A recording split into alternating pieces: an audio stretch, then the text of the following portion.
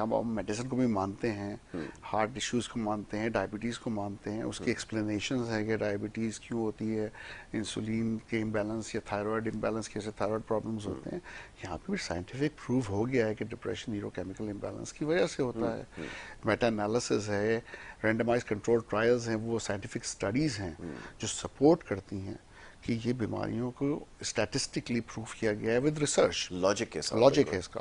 तो साइंटिफिक जहाँ लॉजिक है और मेडिकेशन भी काम करती हैं without doubt. Placebo empty capsule अगर 25% काम करता है, 30%, तो आपके रिजल्ट्स 65 से 70% होते हैं मेडिकेशन के साथ। तो ये 1-2% का डिफरेंस नहीं है, ये बड़ा डिफरेंस है और प्रूवन है साइंटिफिकली। तो जब एक चीज़ आपको साइंस प्रूव कर रही है, जिसका इलाज मौजूद है, तो वो इसी तरह है जैसे आपको पता है कि अगर इन्फेक्शन हुई तो हमें एंटीबायोटिक ही लेनी है, ठीक है, अनलेस इट्स वायरल। तो जब डॉक्टर जाता है तो वो ये सवाल नहीं करते हम क्यों ये एंटीबायोटिक लें, भाई ये तो शायद किसी ने जादू कर दिया इसलिए हम बुखार में, ऐसा क्यों नहीं होता। बिल्कुल सही, ठीक है ना। तो ये फिर नफ्सियात के हवाले से ही क्यों होता है। बिल्कुल सही।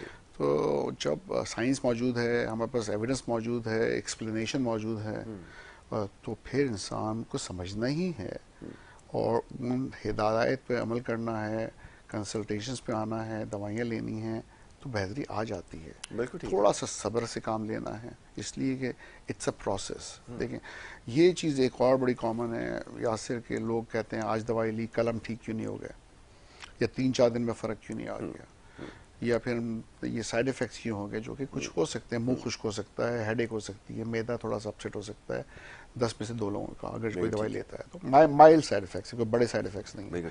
लेकिन फिर डर जाते हैं और पहले से खौफ लेके जो आते हैं ना, डर इनसिक्योरिटी के साथ, तो उनको साइकोलॉजिकल साइड इफेक्ट ज़्यादा होते हैं जो एक्चुअली नहीं हो रहे होते लेकिन उनके दिमाग में होता है। बिल्कुल ठीक है। बल्कि वो कई ऐसी चीज़ें बताते हैं जो कि एक्चुअली साइड इफेक्ट का हिस्सा ही नहीं होती। मैं कहता हूँ नहीं, इट्स नॉट पॉसिबल कि ये आपका साइड इफेक्ट है, ये आपके दिमाग में है। एग्जैक्टली।